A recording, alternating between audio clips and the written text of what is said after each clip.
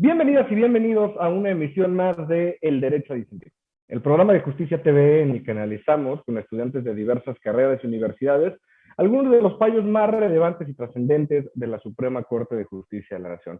Hoy tenemos un tema muy interesante, la sustracción ilegal de menores. Vamos a conocer de un caso en el que un padre y una madre se están peleando por la custodia de un menor y se ve involucrado incluso el derecho de otros países. Yo soy Alejandro Teix, gracias por acompañarnos. Comenzamos.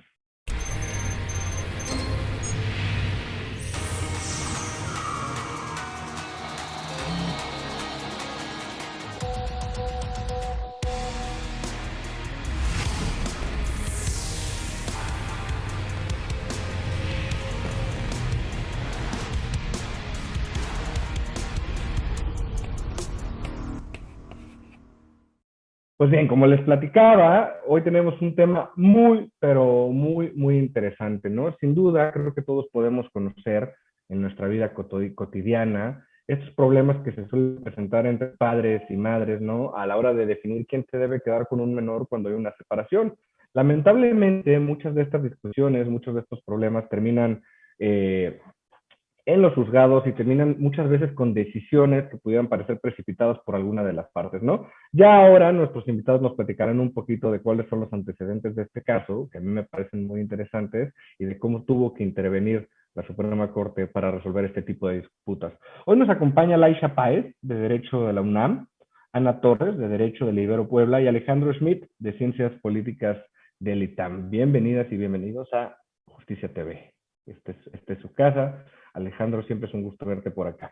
Pero vamos a empezar contigo, Laisha. Bienvenida. Platícame un poquito. ¿De qué va este asunto que conoció la Corte? Hola, muchas gracias por la invitación y es un gusto estar con todos ustedes. Los hechos versaron sobre que un padre decidió llevar a su hijo de 3 años con él a Estados Unidos sin autorización de la madre, y en contra de esto, la mamá del niño inició un proceso penal en contra del padre. Los diferentes juzgados y tribunales que conocieron del caso decidieron que el señor no era responsable del delito, y el asunto llegó a la Suprema Corte de Justicia de la Nación, la cual decidió que al no haberse comprobado que el señor se llevó a su hijo con el fin de que la madre no conviviera con él o pudiera visitarlo, no se había acreditado el delito. Justamente. Oye, ¿y a ti qué te parece? ¿Coincides con la respuesta de la Corte? Sí, yo estoy de acuerdo con la sentencia de la Corte, sin embargo, creo que se queda un poco corta, ¿no? Ya que em, tal vez debieron de ahondar un poco más sobre el interés superior del niño y tal vez su derecho a ser escuchado. Me parece, coincido contigo, Laisha. Hay algunas cuestiones que a mí me parecen complicadas de la sentencia, ¿no? Pero como bien lo mencionas, eh, ya analizaremos con más detalle más adelante, pero cuando la Suprema Corte y cuando estos órganos jurisdiccionales se enfrentan a determinar si se presentó una conducta delictiva, pues tienen que analizar lo que es el tipo penal, ¿no? Y como bien lo va relatando la sentencia, hay varias condiciones que se tienen que cumplir para que tengamos por acreditado este delito. Y, como bien señalaste, aquí hay una cuestión muy fina que parece que no da lugar a que tengamos por acreditada la sustracción. Regresamos en unos momentos a ese punto. Alex, bienvenido a El Derecho a Disentir. Platícame, ¿qué te pareció la sentencia? Gracias. Estoy de acuerdo con la sentencia. Creo que por las particularidades del caso no procedía un proceso penal en contra del padre. Una parte muy importante es que se llevó un juicio a cabo en Estados Unidos, en Texas, que se tenía que llevar al menor para que ese juicio concluyera. Y creo que en esto los problemas internacionales tienen un gran problema en estos casos porque es muy agotador para la familia llevar dos procesos jurídicos al mismo tiempo. Y en defensa del principio constitucional que tiene que tener el interés del menor y los derechos del menor siempre por arriba, creo que concordar con el otro país, o sea, hacer las decisiones conjuntas y no contradecirlo, ayuda a que el proceso sea menos agotador y ayuda a que el menor pueda, pues, no vivir tanta separación, tanto juicio, tantas cosas que podrían, emocionalmente y psicológicamente desgastarlo. Claro. Y en efecto, ¿no? Y creo que parte de la sentencia lo reconoce, porque obviamente ambos padres van y le dicen a la autoridad como, yo le quiero dar lo mejor a mi hijo, yo estoy buscando su mejor situación. Y y las autoridades lo dicen, pues lo traen en 2 juicios para todos lados, obviamente está siendo súper desgastante psicológicamente para el menor, ¿no? Y es bien complicado, ya les preguntaré saliéndonos un poquito más del tema jurídico, pues cuál es su opinión de este tema, ¿no? Creo que emocionalmente para el menor ha de ser complicadísimo que te saquen del país, que te encuentren en otro, te llevan ante una corte en Montgomery y de repente tienes un juicio también aquí en la Ciudad de México. Es bien complicado. Ana, bienvenida, qué gusto tenerte por acá. A ver, platícame, ¿qué te pareció la sentencia? ¿Qué quieres destacar? Yo estoy de acuerdo con la sentencia porque a pesar de que se estaba tratando de proteger el interés superior del menor, el hecho de llevarse al niño de México para Estados Unidos no constituía y no se actualizaban todos los tipos penales para configurar este delito por el cual el MP y la madre denunciaron al papá. Entonces, pues estoy de acuerdo y el interés superior del menor sí tiene que estar presente en todo, en absolutamente todo, pero no por eso no por eso tienen que bajarse los estándares para que se cumplan todos los supuestos del tipo penal y poder acusar de alguien de manera penal de algo simplemente por tener en cuenta el interés superior del menor. Claro, sobre todo porque, y la sentencia lo reconoce así, a ver, para la gente que no es abogada y que nos está viendo en casa, seguramente muchas veces han escuchado interés superior del menor. Y es un concepto jurídico ambiguo, ¿no? Y que su aplicación depende de cada caso concreto e implica un razonamiento por cada autoridad que tiene que determinar cuál es el contenido y alcances para su aplicación en específico, ¿no? Importante señalar, como también lo hace la sentencia, que el interés superior del menor no es solamente un principio que aplica como tal para autoridades jurisdiccionales, ¿no? Partimos de un reconocimiento de una obligación del Estado en su conjunto para velar por el mejor interés del menor. Y esto implica autoridades administrativas, desde los policías, poder ejecutivo, poder legislativo y como ahora el poder judicial. Muchas gracias, Ana. Ahora, coinciden los tres. Yo me voy a ir al otro punto, aunque tenemos ahí un principio de taxatividad, pero bueno, ya regresaremos a eso. Tenemos un delito previsto y sancionado por un artículo del Código Penal Federal. ¿Cuál es la hipótesis para compartírselo también a la gente que está en casa? Al padre de un menor de 16 años de edad que sin el consentimiento de quien ejerza la patria potestad o su custodia, sin el propósito de obtener un lucro indebido, lo traslade fuera del territorio nacional con el fin de impedir a la madre o al padre convivir con él o visitarlo, ¿no? A ver, platícame un poquito, Alex, de esto, de este primer acercamiento al artículo. ¿Qué fue lo que no se cumplió o por qué determinaron las autoridades que no había lugar a condenar a esta persona? Lo que yo entendí de la sentencia es que lo que la autoridad está aquí viendo, aparte de la parte de no desgastar al menor, es la parte de que se le lleva para un juicio y parece que no se cumple, o sea, no se lo lleva para privarlo de ver a su madre. O sea, eso tendría que ser la intencionalidad y la Corte, al haber otro proceso allá y al estar llevándolo con esa intención, no considera que eso se cumple. Hay que aclarar que hay algo aquí muy interesante porque en este ping-pong de los papás, en nuestro sistema jurídico de todo el mundo, no algo mexicano, asumimos que los padres siempre tienen el mejor interés del menor en mente y parece que este caso parece así a bote pronto que no, porque ¿por qué tendrías este ping-pong jurídico? ¿Por qué lo traerías de México a Estados Unidos y de regreso para hablar con 100,000 abogados? O sea, el no poder resolverlo, al menos que creas que el otro papá corre en peligro su vida o que el otro papá es peligroso, ¿por qué hacer esto? Y nos pone a cuestionarnos en serio si deberíamos tener formas de escuchar a los menores, su propio interés de su boca y formas de decir, no, a lo mejor los papás no siempre tienen el interés del menor por arriba o ni siquiera saben cómo. Una cosa es que lo tengan y otra cosa es que sepan cuál es de verdad este interés.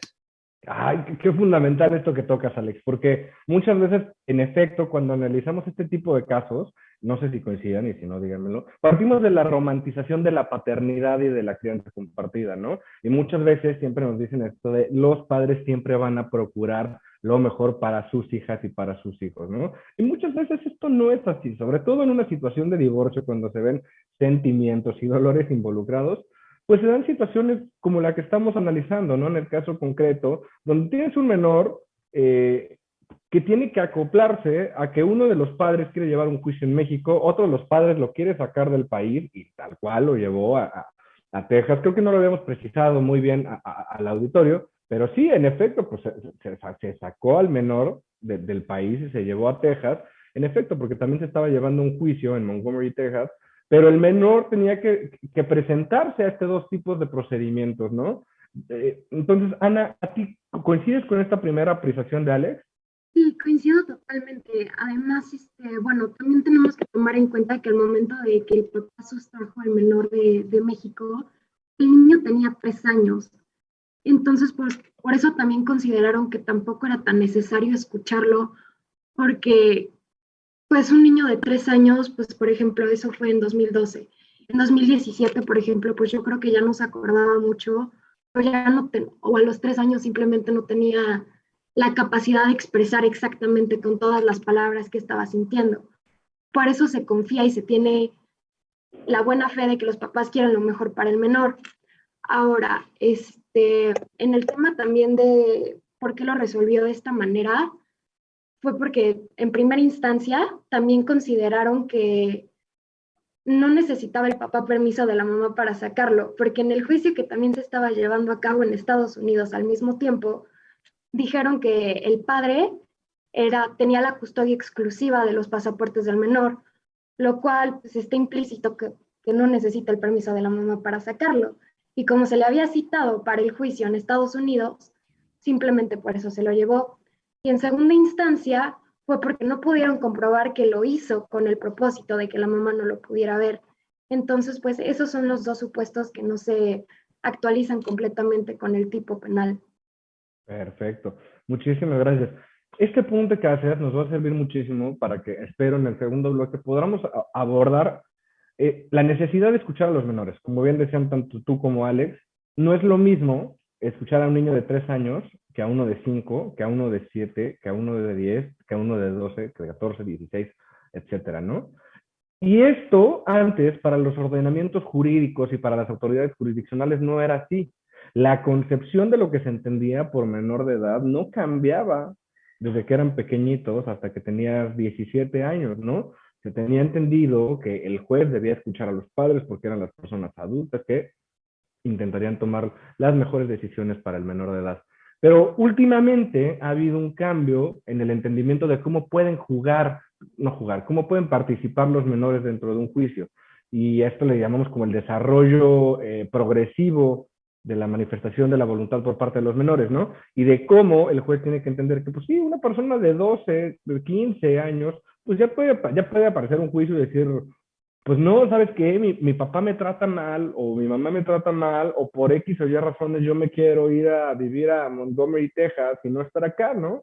Y al fin y al cabo es darle su lugar a las infancias y entender que no son estos juguetes, ¿no? Que simplemente son maleables por las decisiones o por los deseos de sus padres. Laisha, ¿a ti qué te parece este tema? Sí, yo estoy completamente de acuerdo en que a los menores se les haga partícipe, ¿no? En el juicio, porque las personas piensan que cuando se le pone a una infancia a hacer eso, se le puede atacar, pero no es así, porque hay un proceso muy específico para las infancias, ya que el peritaje de trabajo social se ocupa de esas partes y se va a hablar con la infancia en un entorno seguro, no tiene que estar alguna persona que lo influencie tiene que hacer también un horario específico que busca que la infancia no sufra. También los peritos saben si una infancia a la hora de hablar sabe si su opinión está siendo modificada por su padre o su madre, ¿no? Porque tal vez repiten las mismas palabras que ya han escuchado con los padres y busca saber lo que la infancia quiere, ya que quiere su análisis, ¿no? Que dice todo lo que que todo lo que investigaste son cosas materiales, emocionales, ¿no? Para saber si el niño en realidad está satisfaciendo, ¿no? Sus necesidades y pues las infancias son muchas, ¿no? Afecta el contexto y ese procedimiento se hace con esas previsiones, dependiendo de la madurez tanto física como mental, pero pues sí se debe de estar, bueno, sí se debe de hacer eso, ¿no? Perfecto. Muchísimas gracias. Eh, como les comentaba, el delito que estamos analizando ahorita requería la acreditación de determinados elementos, ¿no? Ya los explicaron. Un sujeto activo calificado, que era el padre, un sujeto pasivo, que es el menor de edad que está siendo sustraído, y que el sujeto activo, sin el consentimiento de quien tiene la patria potestad, traslade al menor fuera de territorio nacional. Esto tiene que, y parece que lo hemos dejado de largo, que no se trate de obtener un lucro, porque si no ya sería otro tipo de delitos mucho más complicados en su análisis, y que se tenga la finalidad de impedir que la madre conviva con el niño. Este tema de finalidad, o como ustedes lo han mencionado, es un tema de intención, ¿no? Y a mí me parece de repente demasiado complicado. ¿Cómo pruebas la intención, no?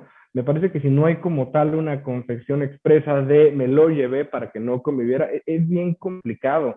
Alex, ¿a ti te parece que en este caso, con las constancias que se tienen en el juicio y a ti, te parece que sí estaba muy claro que no se trataba o que no se actualizaba esta partecita del delito? Em, Siempre que juzgas la intención, no te puedes meter a la cabeza de otra persona y saber por qué lo trasladó. Y hay otra parte de que parece que los dos papás sí no quieren que vea al otro papá. Si hubiera habido un acuerdo, es improbabilísimo que siquiera hubiera llegado a las cortes, mucho menos que hubiera habido una demanda ya penal de parte de la mamá, y muchísimo menos probable que hubiera llegado hasta ampararse, o sea, hasta el recurso de amparo de violación de constitucionalidad contra ya el decreto que hizo el juez penal. Entonces, no me queda claro que no hay la intención de separarlo de la mamá. Es más, juzgando por los hechos, se me haría más probable que sí haya esta intencionalidad a que no. De todos modos, estoy de acuerdo con la decisión de la Corte y creo que en el caso de este caso, en este caso particular, eh, condenar penalmente al papá hubiera sido dañino para el menor y hubiera sido excesivo. No me parece que fue como casi que un secuestro, no se llevó al niño a la fuerza y hay validez legal para llevárselo, o sea, hay una intención legal de llevárselo. Entonces, creo que está bien la Corte, creo que la intencionalidad de forma jurídica está correctamente interpretada, pero de forma así personal, de forma así como diciéndolo al tanteo, probablemente sí quería separarlo de la mamá. Ok, perfecto, muchas gracias. Ana, ¿tú qué opinas? Es que siempre probar el elemento subjetivo del tipo penal es un tanto complicado porque, como dijo Alex, pues no se puede meter uno en la cabeza de los demás. Pero sí, se puede, por todo el proceso se puede presumir que el papá no quería que la mamá conviviera con él. Pero aquí entra otra cosa de los que la mamá lo acusa de que quería hacer justicia por su propia mano. Y esto no es cierto, porque a pesar de que se lo llevó sin el consentimiento de la mamá y decirle, a ver, me lo voy a llevar tal día, lo hizo bajo, pues exactamente, que tenía un citatorio del juez de allá de Estados Unidos. Entonces, pues sí, lo hizo de esta manera y pues por todo el pleito uno se puede dar cuenta que pues no querían que el otro papá conviviera con el hijo, pero nunca lo hizo con la intención de hacerlo afuera de la ley. Entonces, fue a Estados Unidos y se esperó o sea, quería una resolución del juez para decir, a ver, yo ya tengo el derecho sobre mi hijo y nada más, pero nunca lo hizo con la intención de hacerlo fuera de la ley y de ocultar al menor de la mamá. Entonces, por eso no se puede comprobar completamente, no se actualiza completamente el tipo penal. Ok, perfecto. A mí me parece bastante interesante, como bien señalan, en la sentencia se menciona, a ver, en efecto hay un bien jurídico que fue lastimado, sí, que fue lastimado, ¿no? De eso al parecer no hay duda, hubo una sustracción del menor, pero esta cuestión pequeñita, que es la intención, es lo que no da lugar a que se condene el padre. Y ya nos metemos en un tema como el que menciona Alex, ¿no? Al fin y al cabo es un delito, no estamos hablando de que es una sanción administrativa contra el padre, ¿no?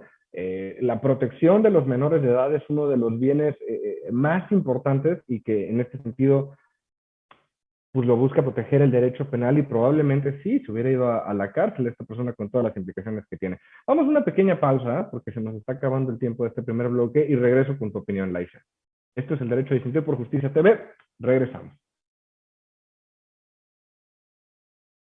Estamos de vuelta en el Derecho a Disentir por Justicia TV. Estamos hablando de esta sustracción ilegal de menores, en el caso concreto de un menor que fue trasladado a Texas, Estados Unidos, y este conflicto que existe entre los padres, ¿no? Como platicamos en el primer bloque, aquí hubo un rasgo distintivo del tipo penal que no se acreditó y por ende no pudo ser condenado el padre.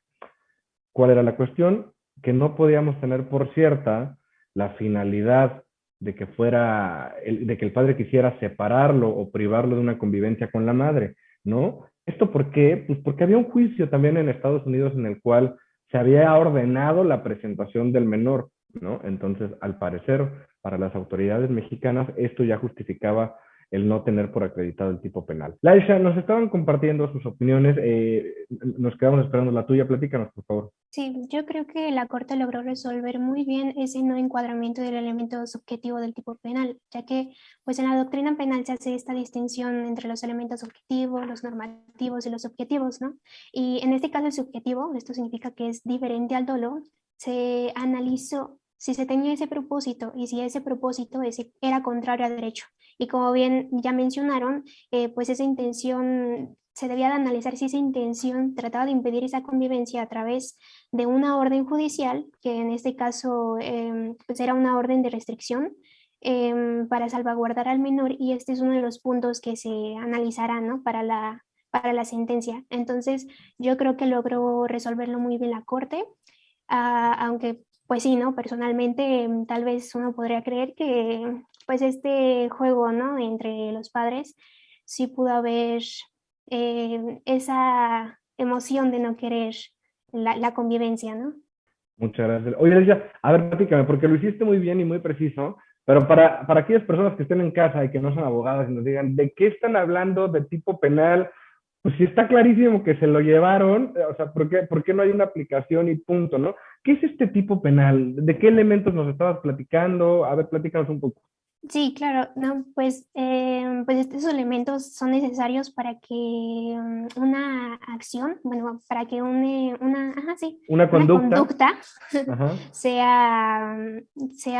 encuadre en un delito, ¿no? Entonces, por eso ahí las normas penales deben de ser muy, muy, muy específicas para que no haya este tipo de lagunas legales. Y porque pues, o sea, ya hablando de materia penal, se está hablando de una sanción con privación de la libertad en el mayor de los casos, y es por eso que pues se trata, ¿no? Que sea específica. Entonces, no encuadra precisamente porque pues ya se tenía ese precedente de la orden judicial, ¿no? Es decir, no es que no quisiera el papá por, por su voluntad, no, que no conviviera con la madre, sino que pues ya estaba respaldado, ¿no? Por esta orden de restricción, y esta orden de restricción pues quería decir que quería salvaguardar al menor. Perfecto. Me voy a salir un poquitito del tema porque tocaste algo muy interesante y que creo que puede ser de relevante también para las personas que nos escuchan en casa. Y se los comparto porque justo en esta semana también me ha pasado mucho platicarlo con personas que no son abogadas. eh, y cuando hablamos del derecho penal y cuando hablamos del castigo a los presuntos delincuentes, mucha gente se ha acercado conmigo y me dice es que los jueces no están haciendo su trabajo porque encuentran estos pequeños resquicios que hablan de intención o que hablan, como tú ves, de elementos subjetivos y sueltan a la gente. Y que una aplicación tan rígida del derecho penal es lo que está afectando, ¿no? Esto se los comparto en una plática que tuvimos, evidentemente, de otro tipo de delitos, ¿no? De delincuencia organizada, probablemente deportación de armas de uso exclusivo del ejército, y uno como abogado va intentando defender y decir, pues es que sí, la aplicación del derecho penal es la última opción que tiene el Estado, ¿no? No queremos que cualquier cosa sea sancionada por el derecho penal y tenemos que ser súper cuidadosos, pero hay mucha gente que opina que es al contrario, que este tipo de tecnicismos, este tipo de elementos y de principios como taxatividad, etcétera, con los cuales arropamos al derecho penal, pues hace muy difícil que los policías, que el ejército, etcétera, que las autoridades ministeriales puedan aplicarlo y combatir este sistema que no se estén de acuerdo que tenemos, que pues, lleno de delincuencia y lleno de cuestiones que no queremos ver en nuestra sociedad. Alex, ¿a ti qué te parece este tema del derecho penal?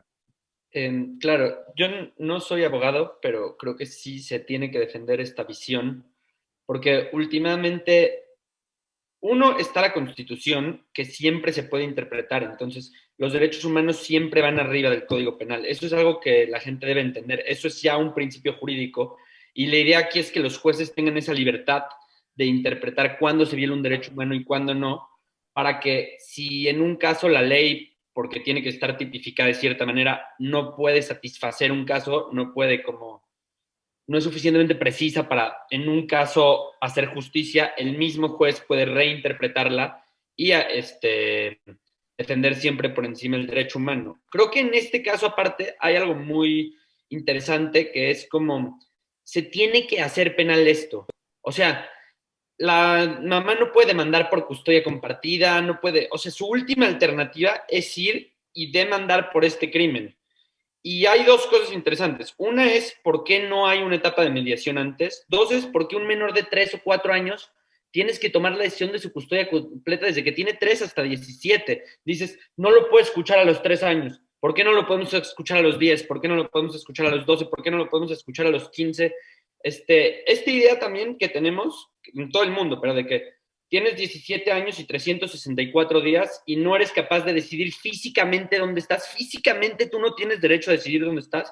Y a los 18 años ya puedes hacer lo que quieras, puedes salirte de tu casa, puedes irte con tu mamá si quieres.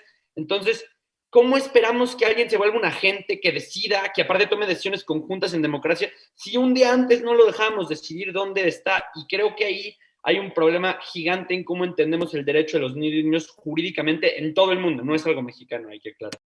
No, 100%, tienes toda la razón, ¿no? Y aparte, creo que es un tema que también ha estado muy en boga y en las discusiones jurídicas, ¿no? Esta idea de la mayoría de edad, ¿no? Y cómo entendemos que, pues, hola, hace 18 años, hoy naciste, aquí está tu librito de derechos y obligaciones, y va, por supuesto que no, así no funciona, porque aparte, como bien lo dices, es un fenómeno global, ¿no? Y si bien en México a los 18 ya soy este ciudadano cargado de responsabilidades que espera el Estado. Si voy a otros países todavía no, porque es 21 y puede haber otros donde sea antes, ¿no? Es un fenómeno muy complejo. Ana, todo este tema y además lo que platicábamos un poquito sobre la problemática de la aplicación penal y esta sensación que me parece que pudiera ser general en las calles de que el derecho, la aplicación restrictiva del derecho penal nos está sirviendo como excusa a los operadores jurídicos. ¿A ti qué te parece? Es que realmente este sistema penal que pone tantos tecnicismos puede ser beneficioso tanto como puede ser perjudicial. ¿Por qué? Porque si a mí me acusan de un delito, me encantaría que todos los derechos humanos se aplicaran para que me protegieran. Entonces, no simplemente o sea, de esta manera se trata de mantener a la mayor gente inocente fuera de la cárcel, no como en el anterior sistema penal que pues simplemente te atrapaban y te metían y pues ya, entre más gente en la cárcel haya, mejor. No, lo que intenta este sistema penal es lo contrario, que la cárcel es el último recurso, por eso está todo lleno de tecnicismos, para que se protejan todos los derechos humanos consagrados en la Constitución. Y bueno, también quería hacer un comentario acerca de lo que Venga. dijo Alex, de la participación de los menores. Sí, es muy importante darles una voz, tienen que ser escuchados, pero ahí los jueces tienen que ser súper diligentes a la hora de incluirlos en el proceso. ¿Por qué? Porque si se les incluye en un proceso, se les puede llegar a revictimizar. Entonces ahí ya estaría atentando contra el interés superior del menor en lugar de protegerlo. No se le puede incluir en absolutamente todo y pedir la opinión en todo, porque sigue siendo un menor. Ahora, si tiene 3 años, pues lógico, no va a tener la misma opinión que cuando tenga 16. También ahí hay que tener un poco de diferentes criterios, ¿no? A los 16 pues ya se le puede escuchar en absolutamente todo. Para los 3 años creo que ni siquiera se da cuenta de lo que está pasando y que sus papás están peleando por él. Entonces, eso se me hace súper importante recalcar que el incluirlo no siempre va a favor de su interés. Pero es esta Vale. acción de que, o sea, uno de que esto es definitivo, o sea, yo entiendo que a los 3 años no le preguntes, pero podrías revisitar el caso. O sea, yo no entiendo esta idea de que determinas la custodia del menor y ya eso rige hasta que tiene 18. O sea, ¿por qué no espérate a que crezca un poco y revisite el caso? Ve qué quiere en unos años. Y también es esta idea como de que el juez tiene que velar por el interés del menor, que está bien, te entiendo, porque un niño de 5 años no le vas a preguntar sobre su propio interés y sobre su propia salud. O sea, no, entiendo que no a cualquier edad tienes la facultad para siquiera entender racionalmente qué quieres y qué no. Pero yo creo que siempre es, o sea, y tampoco desgastar con procesos jurídicos un menor es bueno, pero siempre por lo menos que un psicólogo, aunque no sea directamente el juez, hable con el menor, o saber la opinión del menor te va a dar información. Es esta idea de que los menores son agentes, son personas que desde poco a poco, pero les tenemos que empezar a insertar su libertad, y la libertad la tiene que ejercer él. Y entonces, esa idea de como que los menores nunca, digo, no estoy diciendo que tú dijiste eso, pero que los menores nunca pueden ejercer su libertad y que siempre alguien tiene que ejercerla por ellos, me parece ridícula. O sea, incluso cuando un menor quiere viajar a un programa donde le dan una oportunidad laboral y los papás tienen que firmarle. Y tú dices, es que los papás son mucho más racionales, van a saber si se meten a una situación de peligro. Pues los papás que metieron a las niñas al clan Andrade Trevi claramente no tenían esa racionalidad. O sea, y es la falta de que los niños no se dan cuenta de lo que están sufriendo porque les metemos la idea a la cabeza de que ellos no son agentes. Tú deja que el adulto decida por ti y tú deja que... Y de repente tienes gente de 16 años incapaz de tomar decisiones y 2 años después les vas a decir que tomen todas las decisiones de su vida. Me parece una concepción que eso sea ridícula y casi que de locura en la sociedad, de que esperamos que la gente no sea agente hasta los 17 y un día después ya sea. A ver, Laisha, platícanos. No, a ver, ya vi que viene el derecho de réplica de Ana. A ver, venga. Justamente por eso tiene que ser progresivo, no se les puede dar toda la libertad a los 3 años, pero ya a los 17, ya, lógico, por ley se necesita el consentimiento de los padres para hacer todas las acciones legales, lógico, porque pues, todavía no son mayores de edad, pero ya tienen que tener ese derecho a su libertad, estoy totalmente de acuerdo contigo en eso, pero los padres ya tienen una experiencia vivida, o sea, por algo deciden cosas. Los hijos a los 10 años, o sea, yo me acuerdo que a los 10 años yo me quería comer al mundo y me sentía capaz de hacerlo. Y ahorita a los 20 me doy cuenta que pues no, o sea, realmente no podía, aunque yo creía que podía. Por eso están los padres, para que sí nos den la libertad, pero siempre guiándonos. Yo creo que esto es lo que intenta el sistema jurídico, ¿no? Protegernos hasta esa edad en la que digan, no, pues ya aprendiste todo lo que te podíamos enseñar, pero antes también todavía tener esa guía. Yo creo que se refiere a esto. Ok, y déjame decirte que se pone peor porque a los 30 también crees que sabes y cada año te das cuenta de que no tenías sentido lo que estaba diciendo hace 3. A ver, Laisha, platícanos, ¿cuál es tu opinión sobre esto? Sí, yo creo que respecto a a este caso yo me hago la pregunta de si el tema del interés superior del niño, ¿no?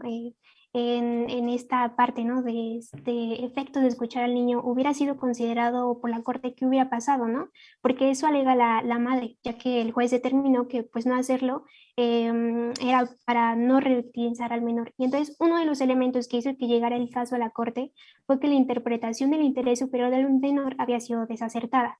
Y la sala, al revisar este contenido de la determinación, llega a la conclusión de que fue correctamente interpretado y aplicado en el caso concreto, porque la madre decía ajá, ¿no? Que debía de ser escuchado. Y entonces se determina que este interés tiene 3 dimensiones, ¿no? Como derecho sustantivo, el principio de interpretación fundamental y el procesal. Y respecto a que el menor no haya sido escuchado, el tribunal destaca que no en todos los casos se debe de escuchar al menor. ¿Y esto por qué? Porque se llega a la conclusión de que no era necesario que se le diera intervención por su edad y consecuencias psicológicas.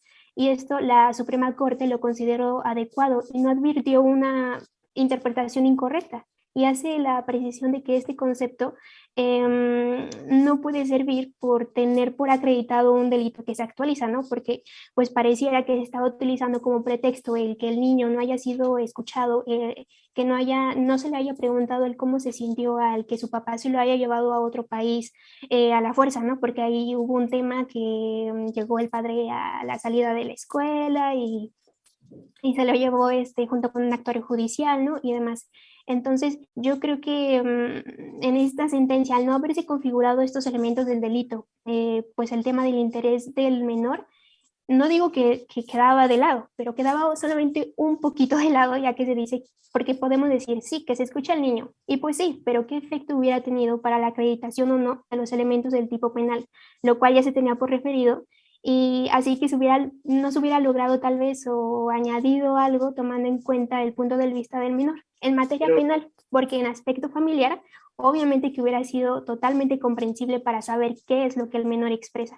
No es una crítica a la Corte. O sea, yo creo que, yo lo dije al principio del programa, la sentencia de la Corte está bien hecha. En el caso no tenían otra cosa. Pero hay que ver las opciones de la Corte y si las opciones de la Corte están de verdad garantizando derechos humanos, incluyendo libertad. Nada más, si es capaz la Corte de hacer esto. Yo creo que en este caso no. Porque uno, tienen que, cuando el niño tiene 3 años, tomar una determinación que va a durar hasta que tenga 17. Dos, lo único que pueden hacer es, no pueden decidir que van a compartir custodia ahora. Eso no estaba en juego ahorita. Lo único que estaba en juego es un proceso penal al papá. Entonces, eso es un fallo en el sistema, no voy a decir un fallo en el sistema jurídico necesariamente, o sea, jurídicamente está bien estructurado el sistema, pero es un fallo en cómo tratamos estas cosas y que siempre aparte tiene que ser un juez el que dictamine, incluso, o sea, no hay ninguna etapa de mediación, obviamente las hay en la sociedad, pero entre que haga que no lleve a la corte, no someter al menor a la corte, pero sí opiniones de intermediarios, por ejemplo, pedagogos. A lo mejor un pedagogo puede saber más de lo que necesita un menor que un juez. O sea, no es ninguna locura decir eso. Y como que en este sistema, por la forma de entender a los menores, creo que no dotamos ni siquiera a las cortes, ni a ninguna instancia como del Estado, ni siquiera a los papás, para poder de verdad escuchar al menor. O sea, tenemos un desentendimiento en como eso del interés superior del menor está hiper abstracto, no hay nada que nos permita encarnarlo de verdad. Fíjate, Alex, que este último tema que tocas me parece bastante interesante porque justo han salido muchos papers últimamente y libros. Siempre hay personas que han cuestionado cuál es la legitimidad de los jueces como expertos en derecho para determinar o para resolver diversas controversias que se pueden presentar en ámbitos como son económicos, salud, tema de niños, etcétera, ¿no? Son diferentes áreas del conocimiento de los cuales se espera que el operador jurídico conozca todo, ¿no? Y hay muchos autores que se preguntan, ¿y por qué estamos confiando en ellos, no? ¿Por qué esta persona que solo conoce como tal la aplicación de la norma va a entender lo que es mejor para un niño, ¿no? Para lo que es mejor en derechos de reproducción asistida, de lo que es mejor para las infancias trans? ¿Por qué esperamos eso de las y los operadores jurídicos, no? Y creo que también parte de lo que nos ha demostrado ejercicios como este programa es la necesidad de complementar al derecho con otras disciplinas, ¿no? Como bien lo dices, pues supongamos, si nosotros tuviéramos hijas o hijos y quisiéramos determinar qué es lo mejor en su futuro, pues creo que todos estaríamos de acuerdo que un psicólogo una maestra o un maestro, pues pudiera darnos mejores elementos que un juez, ¿no? Para saber qué es lo mejor. Y me parece una duda bastante razonable. Entonces, me parece que en efecto, este punto que tocas es súper importante, la necesidad de que el derecho y los operadores jurídicos reconozcamos la necesidad de complementar nuestro conocimiento con otras áreas para poder llegar a mejores resultados.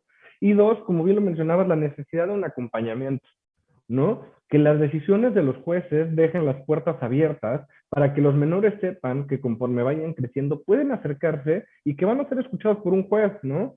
Y que sepan, oye, juez, jueza, cuando tuve 3 años se determinó que mi custodia tenía que estar a cargo de mi padre por determinados elementos. Hoy que tengo 8, te puedo decir cómo lo estoy viviendo.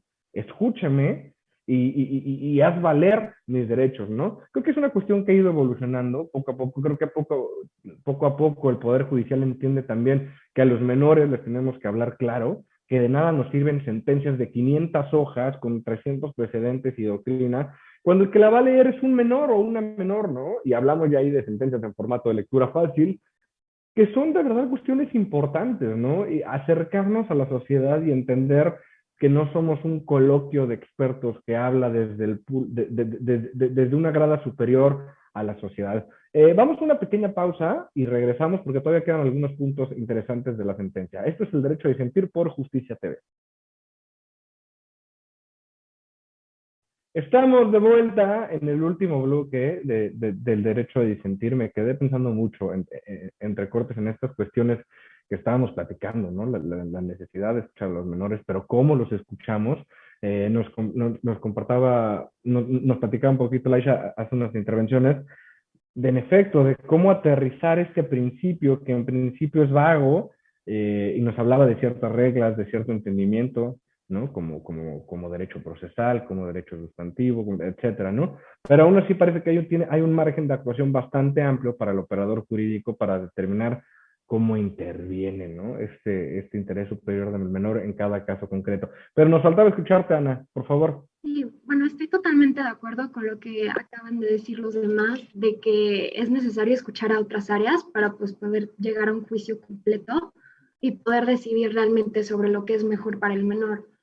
Pero también siento que es importante recalcar que sí existen estos mecanismos de mediación para evitar llegar a un juicio. Está la conciliación, la mediación y el arbitraje antes de llegar realmente a un juicio, pero son opcionales. Y en pleitos, por ejemplo, como estos que tuvieron la madre y el padre, yo creo que ya ni siquiera lo querían hacer de forma amigable, simplemente querían afectar al otro. Entonces, pues en ningún momento se les ocurrió tomar esta opción de algo más leve para el menor como una mediación. Ahora, también está reconocido por las leyes que en un juicio en donde se tiene que incluir al menor, siempre está acompañado de una persona de su confianza y de un psicólogo. ¿Para qué? Para que uno pueda asegurarse de que sí se le escuche y de que se le reconozca. Pero no estamos hablando de un juicio civil, no estamos hablando de algo en el que sí se tenga que escuchar al menor. Estamos hablando de un juicio del orden penal. Aquí no es necesario escuchar al menor para asegurarse de que se cumplan de todos los elementos penales que nos había explicado Laisha. Por ejemplo, el saber si que el papá sustrajera al menor haya afectado su desarrollo psicoemocional y que pues, realmente le haya causado un daño. En el elemento penal en ningún momento dice que es un agravante o que tiene que entrar dentro del tipo penal que al menor se le hayan producido daños. No, en ningún momento lo dice. Por eso tampoco es necesario escucharlo, porque el hecho de que el niño haya sufrido mucho o no haya sufrido no entra dentro de los elementos de este tipo penal. Entonces, simplemente se tiene que comprobar si era un menor de edad, si el papá lo sustrajo sin el conocimiento de la madre y si se hizo para que la madre o el padre no lo viera y no pudiera convivir con él. En ningún momento entra que tengan que escuchar cómo se sintió el menor al momento en que lo sustrajeron. Entonces, pues en ciertas materias, en ciertas áreas, es totalmente necesario y es válido escuchar al menor, pero en otras, como en este caso, realmente no es de gran importancia y simplemente serviría para revictimizar al menor. Es un punto interesante. A ver, Alex, ya vi que querías hablar. Pero, o sea, es que nadie está diciendo que en un juicio penal cites a un menor de 3 años para opinar si su papá es culpable o no, si le causó un daño psicológico. O sea, ahí no va mi punto. La pregunta aquí es, ¿por qué la mamá, yo sí creo que es una pregunta genuina en este caso, decidió que un juicio penal era su última alternativa para ver a su hijo? O sea, me parece algo muy loco. Y entonces, cuando empiezo a ver lo que hay, o sea, yo no estoy hablando de, o sea, la pregunta es qué lleva a esta situación y creo que no debemos ser hiperjuristas o hiperdefensor de instituciones, o sea, nos hace falta creatividad y nos hace falta ver nuevas alternativas de cómo poder tratar a los menores, eh, de cómo, por ejemplo, hacer que en la escuela decidan más cosas, de cómo en estos juicios no cerrar la carpeta y decir, o sea, esa idea de la custodia me gusta, pero puede ser, o sea, ¿por qué tiene que ser de los 3 a los 17, que es lo que ya había dicho? Esa idea de que yo hablo de que hablan de, yo sé que un psicólogo siempre lo tiene que acompañar cuando está la citatoria al juez y se hace de una manera como en conjunto con otras áreas. Pero la idea es que haya áreas que acompañen al menor en todas las instancias, por ejemplo, en la escuela, en casa, o sea, hay expertos en estos casos que lo acompañen periódicamente y ya sé que si existen esos expertos se considera su opinión en el juicio, pero lo que hablo es, ¿por qué no tener una constante comunicación con el menor e ir redefiniendo su estatus según eso? O sea, ¿por qué tenemos que tomar una decisión totalmente definitiva? ¿Y por qué siempre tiene que ir un juez? ¿Por qué no puedes, a los 11 años, podrá haber un psicólogo que diga, estaría bien que vea a su mamá, estaría bien que vive en México? Y sí, a lo mejor últimamente la decisión la tiene que tomar un juez, porque es la base de nuestro sistema jurídico. Últimamente todo la amenaza de coerción es lo que guía a la ley, pero como que no veo por qué, o sea, veo que hay mucha falta de mediación, en el trato de los menores como que hay un desentendimiento total. O sea, nuestra concepción del menor no nos permite siquiera estimar su interés y se vuelve un rollo jurídico en donde si no es penal este juicio, entonces no hay nada más que la mamá pueda hacer para ver a su hijo hasta los 18 años. Perfecto. Es que yo Laisha, creo que, perdón, sí, ¿no? yo creo que hay más bien, ajá, ¿no? Hay una malinterpretación porque, mal entendido más bien, porque no es que estamos dejando de lado el interés del niño o que no queramos saber su manifestación, ¿no? Más bien, lo que estamos hablando y lo que estamos haciendo crítica es el cómo se intentó este interés superior del niño, em, cómo se utilizó en este caso, ya que se estaba buscando condenar al padre por la comisión de un delito y que encuadrara en el 376 cuarter para privarlo de la libertad. Entonces se veía más bien como un pretexto utilizar el concepto del interés superior del niño, el que el niño fuera escuchado para un interés individual, para hacer pues Pero una me estás interpretación obviamente rebatiendo a la su pretensión. sentencia. Me estás rebatiendo la sentencia. Yo estoy de acuerdo con la sentencia. Yo estoy de acuerdo con la determinación del juez. O sea, la pregunta es, ¿qué lleva a que un juez tenga que tomar esta sentencia? O sea, ¿qué lleva este involucramiento? O sea, ¿por qué estamos aquí? ¿No? O sea, puedes estar en desacuerdo con lo que digo, pero la sentencia o la determinación del juez no es lo que yo estoy debatiendo aquí. Qué bueno que no metieron al papá de la cárcel, qué bueno que no presionaron a un niño de 3 años a decir si su papá era culpable o no. O sea, no creo que nadie rebatiría eso. Y en serio, no creo que haya hecho nada ilegal el papá, mucho menos nada penal.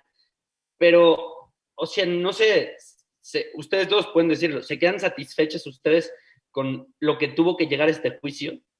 No, de hecho no, porque, bueno, hay un protocolo, ¿no? De la Suprema Corte de atención a menores. Entonces, en este protocolo, las personas que van a llevar a cabo la denuncia, ¿no? Deben de tener una forma respetuosa de actuar.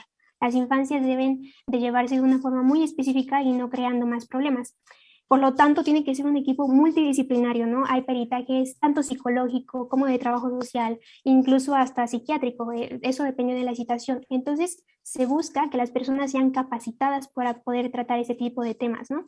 Entonces, aquí yo sí hago esa crítica que tal vez se tuvo que haber hecho un familiograma, que es la dinámica familiar del niño, peritaje social y psicológico, no solo para el niño, sino también para, para los papás, incluso hasta yo creo que en la escuela, ¿no? Para saber cómo iba él, cómo era que él estaba viviendo, ¿no?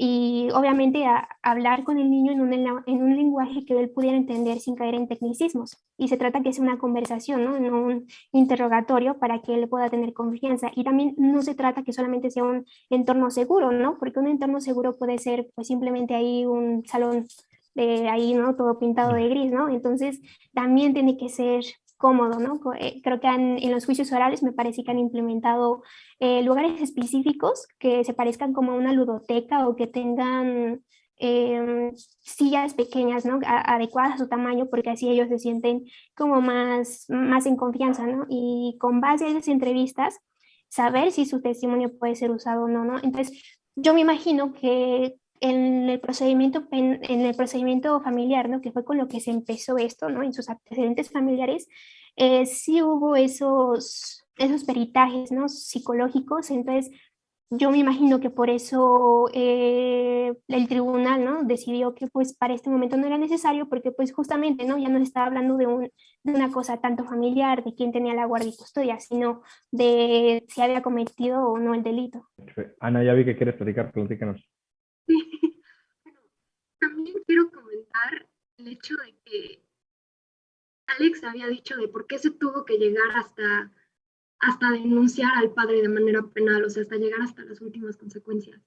Creo que es importante ver todo el proceso que habían llevado desde que nació el bebé, desde que el papá tuvo que pedir el reconocimiento de la paternidad, porque la madre ni siquiera requería reconocer al señor como el papá del niño. Creo que desde ahí es importante, porque se ve que la mamá a lo mejor no tenía la mejor intención con el niño, no estaba protegiendo su interés, simplemente se estaba protegiendo a ella y a lo que ella quería. Se tiene que ver desde ahí. Es importante recalcar que pues, no siempre los papás quieren lo mejor para los hijos, a veces usan a los hijos como armas en contra de su pareja, de su expareja, y esto es muy importante. Ahora, ¿por qué no se metieron antes para decir, ay, a ver, hay que darle un acompañamiento psicológico al niño y ver cómo se desarrolla? ¿Por qué? Porque también existe el principio de mínima intervención. O sea, no pueden seguir nada de oficio, simplemente decir, a ver, aquí vemos que están teniendo problemas, ya demandaron, me voy a meter.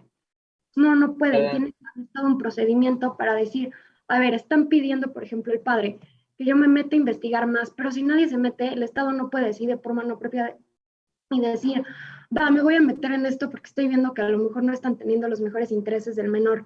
Entonces no se puede hacer eso. Es ley, no se puede meter el gobierno en nuestra vida privada por el mismo principio de mínima intervención. Hasta que llegó a un proceso penal, ahí fue cuando de verdad, hasta en la sentencia lo dice, que no, que ya ni siquiera le iban a continuar. ¿Por qué? Porque ya veían que pues, a través de todos estos juicios que habían tenido, tanto en México como en el extranjero, no estaban protegiendo el interés mínimo, digo, el interés superior del menor.